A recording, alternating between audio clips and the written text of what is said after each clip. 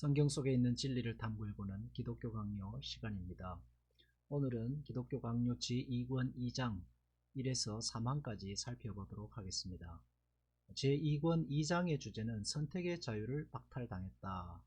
인간은 지금 선택의 자유를 박탈당한 채 비참한 노예의 신분으로 전락해 있다는 내용을 담고 있습니다. 자유의지에 관한 내용을 다루고 있는데 인간의 자유의지가 얼마나 선한가라고 할 때에 인간의 자유의지는 전적으로 타락한 죄의 영향을 받아서 자유의지조차도 구제불능의 자리에 이르게 되었다는 것을 논증하고 있습니다. 그래서 이 장의 제목은 타락한 의지라고 할 수 있습니다. 1항은 논제의 위험성들, 논증을 해나가기 전에 먼저 위험성 두 가지를 경고하고 그 목표를 정하고 있습니다.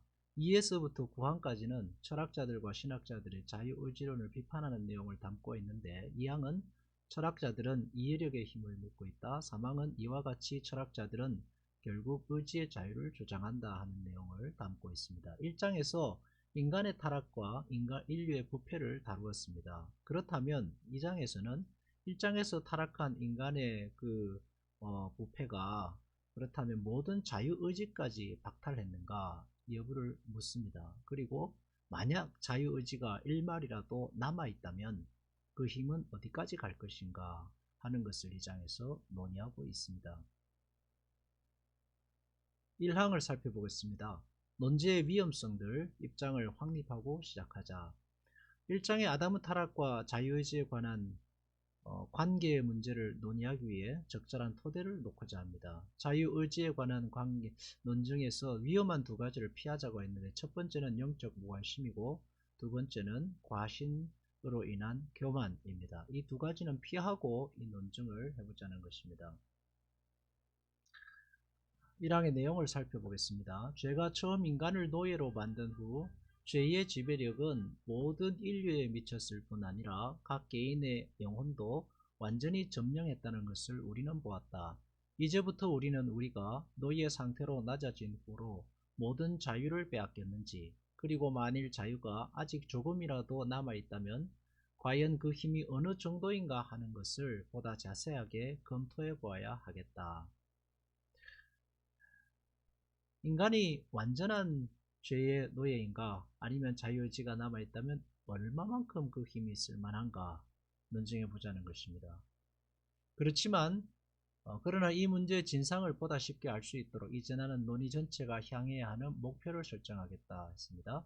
오리를 피하는 최선의 방법은 양쪽에서 오는 위험성을 고려하는 것이다. 첫 번째, 사람은 자신에게 올바른 것이 전혀 없다고 들을 때에 즉시 이 사실을 구실로 자기만족에 빠진다.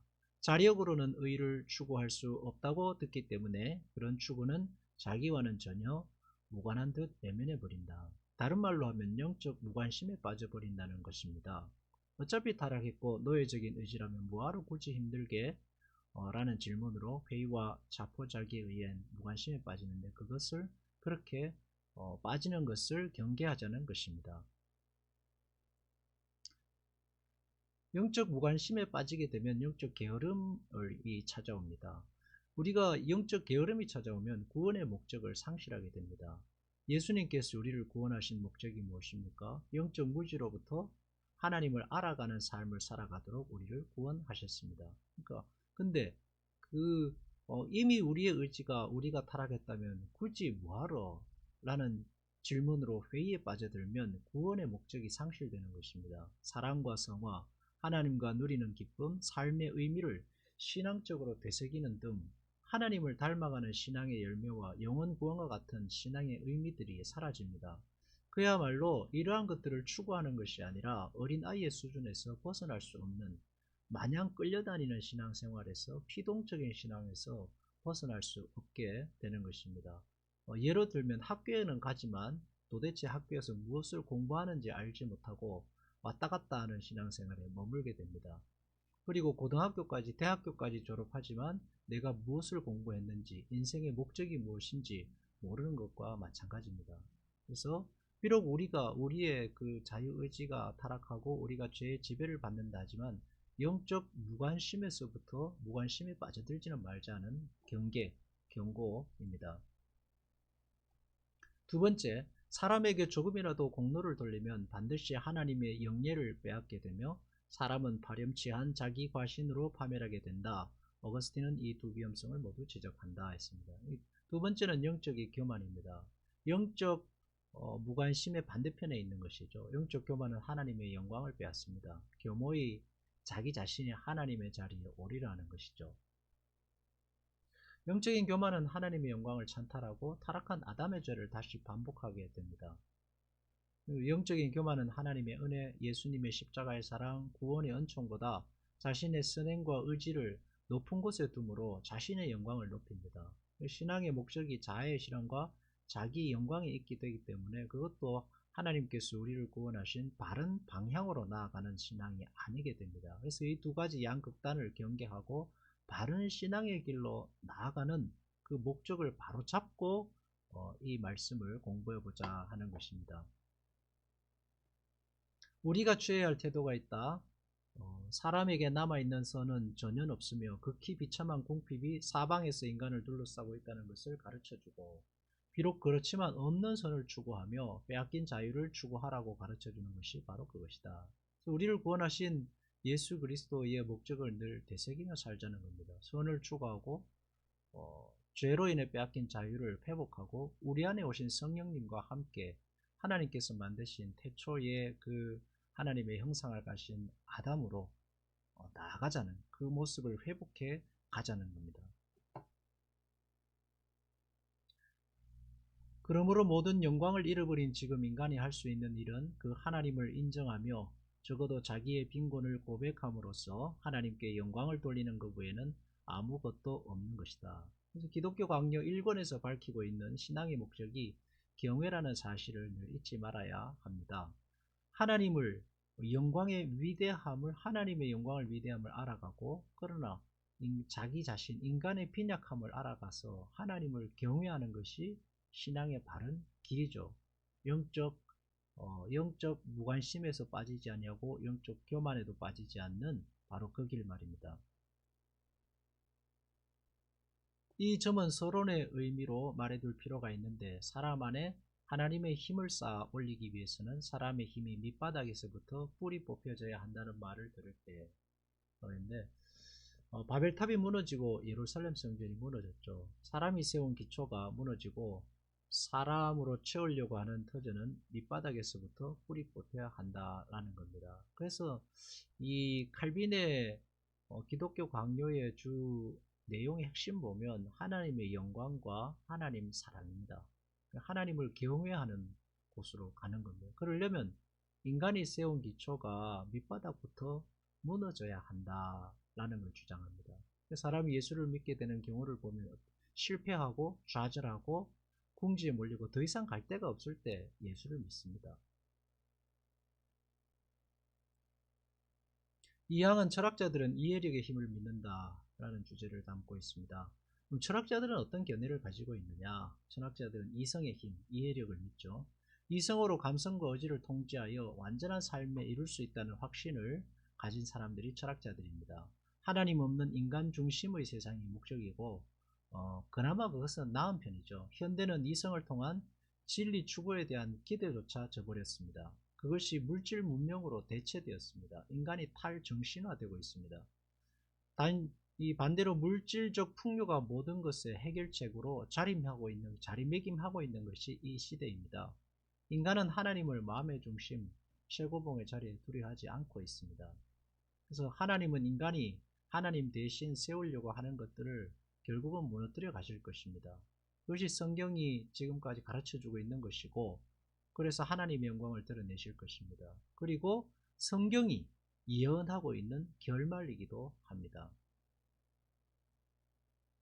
내용을 살펴보겠습니다. 철학자들은 신적인 빛이 편만해서 가장 효과적인 의견을 알리며 우월한 힘이 있어서 가장 효과적인 명령을 할 수 있는 이성, 신적인 빛이 편만한 그 가장 효과적인 우월한 힘을 가진 어떤 것, 그것이 바로 이성이라는 거죠. 이성이 지성 안에 있어서 등불과 같이 모든 생각을 비추며 왕과 같이 지배한다고 상상하는데 이 견해는 그들 사이에서 대체로 분명하게 일치되어 있다. 대부분의 철학자들의 생각의 이 기초는 그래서 이성의 힘입니다. 이성의 역할과 힘을 극대화하여 세상을 완성하고자 하는 생각들을 가지고 있죠.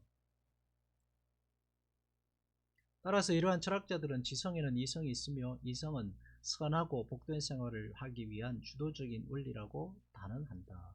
결국 이성을 강화함으로 말미암아 죄를 이기고 복된 생활을 영위할 수 있다는 게 철학자들의 생각입니다.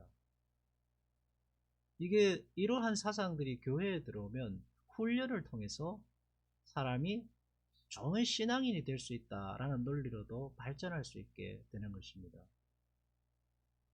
다만 이성은 그 자체의 우수성을 견지하며 자연이 부여한 힘을 발휘해야 한다. 그러나 저 급박한 충동에 대해서는 감각은 사람을 오류와 미망으로 이끄는 것이지만 이성의 책직으로 길들이며 점진적으로 극복할 수 있다고 말한다. 그래서 이성을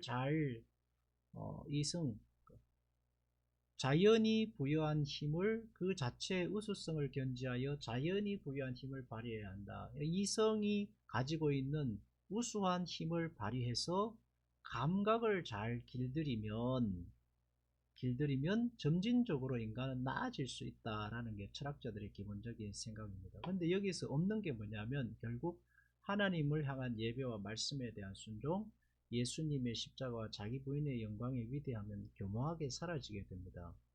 이성과 의지만으로 신의 경지에 이룰 수 있다는 생각입니다.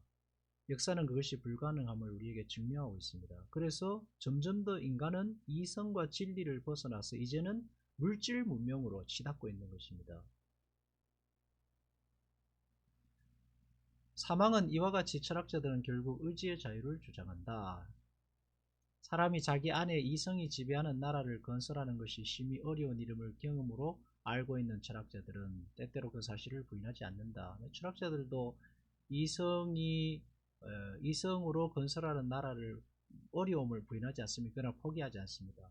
사람은 혹은 쾌락의 유혹을 기뻐하며 혹은 행복에 대한 망상에 속기도 하고 혹은 무절제한 기호의 습격을 받아 플라톤의 말과 같이 여러 밧줄에 매인 듯 여러 방향으로 끌린다. 여기서 여러 방향으로 끌린다는 것은 이 이성이 한 방향으로 나아가야 하는데 쾌락과 유혹 때문에 이리저리 흔들린다는 것입니다. 그렇지만 그들은 이성을 포기하지 않습니다. 이성이 지배하는 나라를 건설하는 것이 어려우나 그것을 포기하지 않는 것이 철학자들의 생각입니다. 그리고 인간의 마음입니다.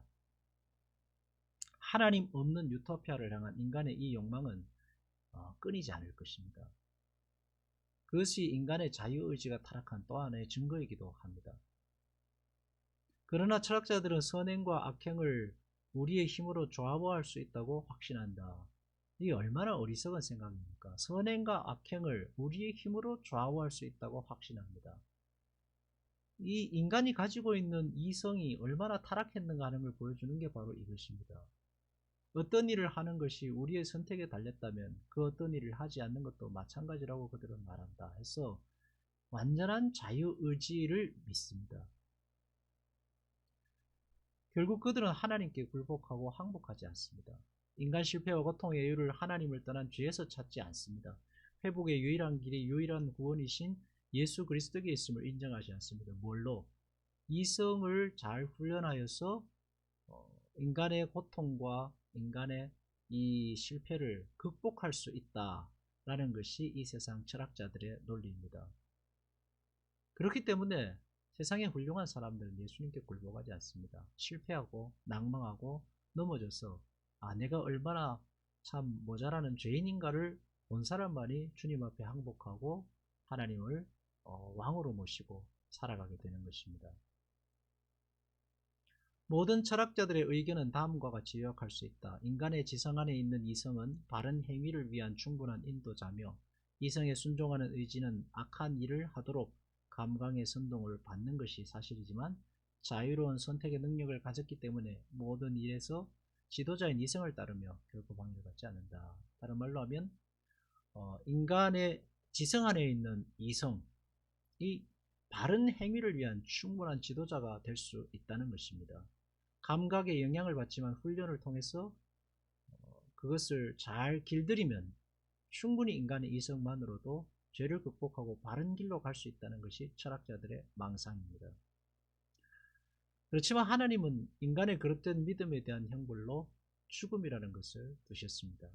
인간은 결코 뛰어넘을 수 없는 한계 속에 갇혀 있게 되는 것입니다. 성경 말씀을 볼까요? 모든 사람이 죄를 범하였음에 하나님의 영광에 이르지 못하더니 죄의 삭은 사망이요 하나님의 은사는 그리스도 예수 우리 주 안에 있는 영생입니다. 자유의지에 대한 논의를 하기 전에 두 가지를 경계해야겠습니다. 첫 번째는 영적인 그 무관심, 두 번째는 영적 교만입니다. 철학자들의 생각을 또한 살펴보았습니다. 우리가 신앙 안에 있다는 것은 하나님의 은혜입니다. 하나님은 우리가 갈 수 없는 곳으로 이끌어 가시고 우리가 할 수 없는 일들을 행하게 하실 것입니다. 그것이 우리 안에 살아서 역사하시는 예수께서 하시는 일입니다. 인간의 의지와 이성이 좌절한 그곳에서 하나님은 역사하시고 일을 시작하시는 것입니다. 기도하겠습니다. 하나님, 인간이 가지고 있는 인간을 향한 헛된 기대와 망상에 빠져들지 않게 하시고 언제나 우리의 소망이 예수 그리스도 안에 있음을 기억하고 하나님을 향한 순종과 예배와 믿음과 항복으로 살아가게 하옵소서. 예수님 이름으로 기도합니다. 아멘.